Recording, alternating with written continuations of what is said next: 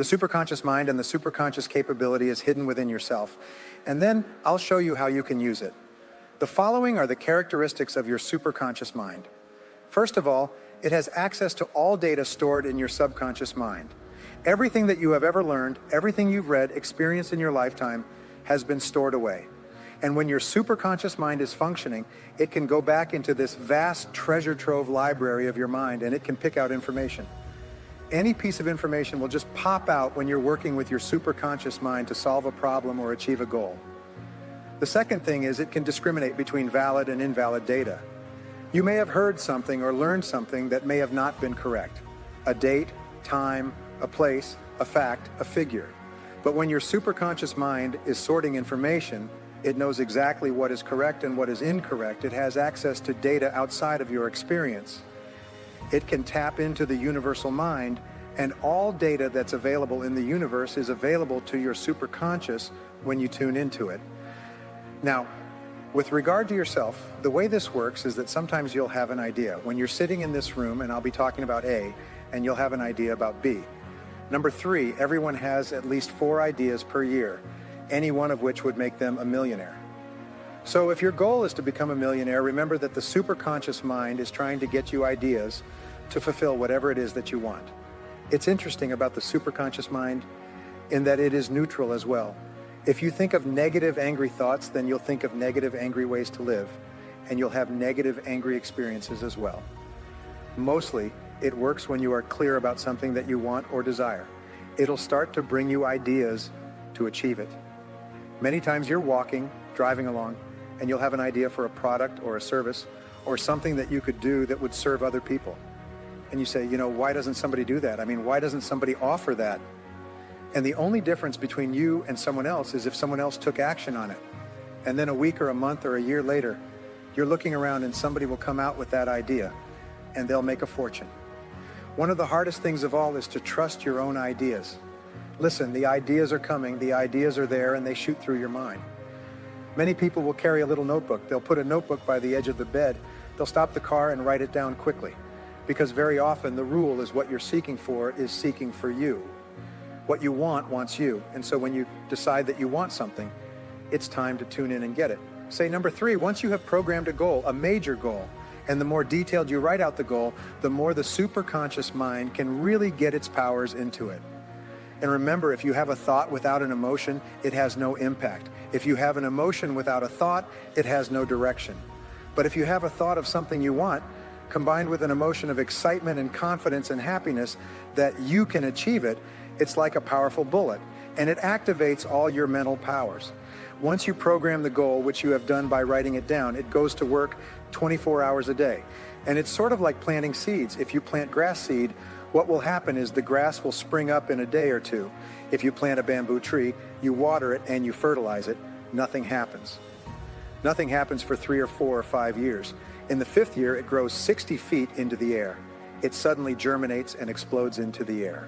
And sometimes it's the same with a career or a goal or a book. So sometimes some seeds will grow quickly. Some seeds will take longer. What you do is you just have to keep watering and fertilizing with confidence and faith until the seed springs into flower. So it's working 24 hours a day while you're awake, while you're sleeping, while you're busy doing something else. Your superconscious mind is on the job. Number 4, it automatically and continuously solves every problem on the way to achieving your goal. In order for you to achieve something greater than you've ever achieved before, you have to learn certain lessons. You've got to be schooled. You have to make mistakes, have temporary failures, and experience disappointments and setbacks. As I said before, when God wants to send you a gift, he wraps it up in a problem. So what superior people do is they look for the lesson in every problem that they have, and the lesson is often sent to you by your superconscious mind. And so whenever you have a problem, you will often get a solution or an insight to do something and do it. And it'll continually solve every problem progressively. This is all the great inventions. All the great musical concertos were all solved one step at a time, one scientific problem at a time. Number 5, it's capable of goal-oriented motivation. The superconscious mind cannot work without a goal. It's just like an exocet missile. A heat-seeking missile has got to be targeted on something. So when you set a goal, the superconscious mind can really grab onto that goal and go to work for it. and it has the ability to seek out the goal that you're looking for. And that's why it often brings it to you in the most remarkable ways. When you have a goal, what happens is you tap into this form of free energy, almost like taking a plug and plugging it upward into this super conscious mind, and you just bound with energy. And it's the energy of the motivation and the excitement that comes from the goal. You must have clear, specific goals in order to tap into this free energy. Now, number 6, it responds to clear, authoritative commands, what we call positive affirmations. When you say, I await this amount, I achieve this goal, the superconscious mind accepts it as a command. It's passed from your conscious mind through your subconscious mind and into your superconscious. When you make a decision, that wonderful quote that Cam quotes, when you make a decision, nature moves too. All manner of things begin to happen that would not have happened in the absence of the decision. You get phone calls and you get letters and you get emails, and all kinds of things begin to happen immediately after you make a very clear decision, which means that you set a very clear goal. Writing the goal down is very powerful. So make a decision that you're going to do or not do something, and then take the first step. Now, number 7, it grows in capability as it is used and believed in. The more trust you have in your superconscious mind, the faster it works for you, and the more calm and confident you absolutely believe that something will show up, something will be fine. The most amazing thing is that something happens, and the more you practice with it and the more confidence you have, the faster it works for you. It takes a lot of confidence at the beginning, but that's all it takes. It doesn't cost any money. It requires a step of faith, a mental step of faith. Number 8, it operates best with an attitude of confident expectancy. When you confidently expect that your goals will be reached, your problem will be solved, that everything will be well. When you confidently expect it, it just seems to come into reality. The more you believe it, the better and faster it works.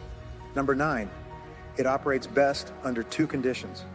The first condition is when you are concentrating 100% on the problem, when you're totally focused on the problem.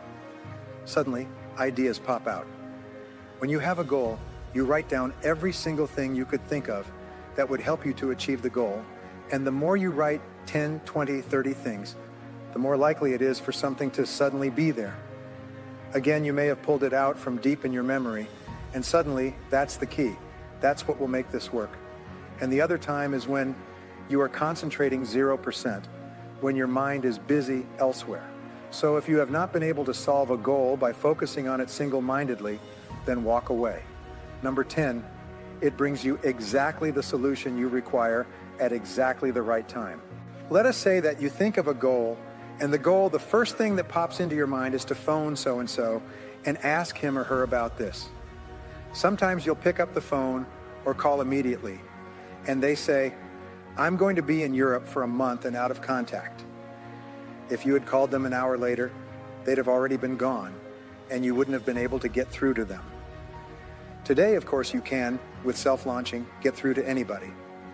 But the point is, when you get the idea, move quickly because it's time-dated, and sometimes it's dated only for a few minutes. All right, now, number 11, it will bring you the experiences you need to be successful. We learn 10 times more from a failure experience than from a success experience. Here is a lesson. If you are going through or you have been through a failure experience, let's say a temporary failure experience, take a piece of paper and write at the top of the page, what have I learned from this experience? You'll be astonished at how much you have learned that if you don't write it down, you won't remember, and you'll have a tendency to repeat. But what happens is when you write down everything you've learned from your negative experience, you program that in, and you'll be astonished at how many lessons you can get from one setback if you look into every experience for a lesson. You'll always find at least one, and sometimes the lesson you'll find will be priceless, and it will change your life forever. But you don't find it if you're not looking for it, so you've got to look for it. Number 12, it makes all of your words and your actions and their effects fit a pattern consistent with your self-concept and your dominant goals. That means that you can be in a conversation and you'll have this impulse to say something and you'll say it, and it'll turn out to be exactly the right thing. Sometimes you'll have an impulse to say something and something will tell you, don't say anything, don't say anything. It'll turn out later that it was very wise that you said nothing. So therefore, trust your intuition. If it tells you to speak, speak. If it tells you not to speak, don't speak. Here's the one key to the principle of serendipity. The only people who find happy things or make happy discoveries are people looking for something. They're looking for happiness. They're looking for success. They're looking for goals. They're looking for something. And as a result, they keep making happy discoveries. In the logical world, things have a cause and effect relationship. In the superconscious world, whether you do this, you get that. In the superconscious mind, things have a synchronicity relationship. Completely unrelated events happen sometimes on the other side of the world that cause you to be successful. So watch for synchronicity. And the more you watch for it, the more it will happen. So number 13, it contains all monitor circuits for pre-programming. That you can actually pre-program your mind, and the way you do it, you remember that your subconscious mind and your superconscious can only respond to positive commands. A monitor circuit only accepts commands that are positive. So you don't say, let me remember not to forget my keys. So what you do is you say, remember to take my keys with me when I leave. Remember to pick this up when I'm on my way home. Remember to do this. And when you say that, your superconscious mind takes it, and exactly at the moment you're walking past that table, it'll tweak it into your mind and you'll get the keys. It's the most amazing darn thing, and you've all had this experience, and you can use it for anything. You can pre-program yourself to call somebody, to stop off to pick something up, to do something, and so on. Now activating the superconscious mind, A. The master method of activation of the superconscious mind is solitude. The way that you do it is, first of all, you go into silence for 30 to 60 minutes. It's called. You don't have radio or television or coffee or cigarettes or newspapers. You just go and sit somewhere perfectly silently for 30 to 60 minutes. Now, the first 25 to 26 minutes of this exercise will be excruciatingly painful. You'll want to get up and go do something and adjust a picture frame and make a phone call. It's almost like you've got ants inside you, because it's so hard to sit absolutely perfectly still, relaxed for 30 minutes. So when you're sitting there for 25 to 30 minutes, about that point, you'll start to go calm, and all the energy, all the fidgetiness will disappear, and you'll just go calm. And after the 30-minute point, what will happen is ideas will start to flow like a river. If you've never done it before, the first time you do it, you'll get a result. You'll get an insight, an idea, a solution to a problem, an idea to solve a goal. The next time you do it, you'll get it again. And every time you sit quietly in solitude for 30 to 60 minutes, you'll get ideas that may save you years of hard work. Whenever you calm your mind and let your mind go completely calm, what happens is superconscious mind function. There's 3 sources of a superconscious solution. The first is intuition. It comes from within. And as we say, the still small voice is sometimes so loud that it drowns out everything. You hear that answer and go, wow, geez, this is it. And you get up and you're excited. Second of all, you'll get it from chance encounters with information and with strangers. Chance encounters, you'll just come across something at random in a newspaper or a magazine that's a piece of information that's priceless. It's the last piece in the jigsaw puzzle. It puts it all together. Once you have a goal, your intuition, your superconscious mind, will be trying to get the answer to you like a person rushing through the crowd, shouting at you as you're getting away. This superconscious mind is trying to get the answer to you. Be alert to unexpected successes and unexpected failures, because often they will contain the germ or an idea that will change your life. So how can you tell a superconscious solution? Number 1, when the answer comes, it will be 100% complete, and it will be simple. It'll be so simple that you think, why didn't I think of that before? It will be within your resources. You won't have to get anybody else's permission or help.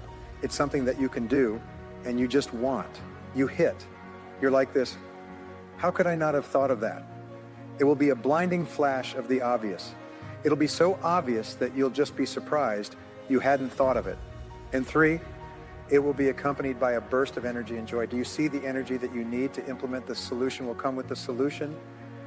Sometimes you'll have a superconscious solution in the middle of the night, and you'll wake up with this incredible idea, and you'll be able to sit down and start writing it down, and all the energy you need to write it down. The law of superconscious activity says that any thought, plan, goal, or idea held continuously in the conscious mind must be brought into reality by the superconscious. The more you use it, the more you believe it, the more it will work for you, the more you absolutely trust in it. And pretty soon you'll get onto this beam where you're getting the answers and the intuitive. Always be open to the likelihood that your goal will be achieved in a way completely different from what you had expected. something completely unusual will happen, and you'll achieve your goal in a way that you never thought of before. When you're completely positive about yourself and your future, and you have very clear written goals, plans, and priorities, you tap into the greatest power in the universe.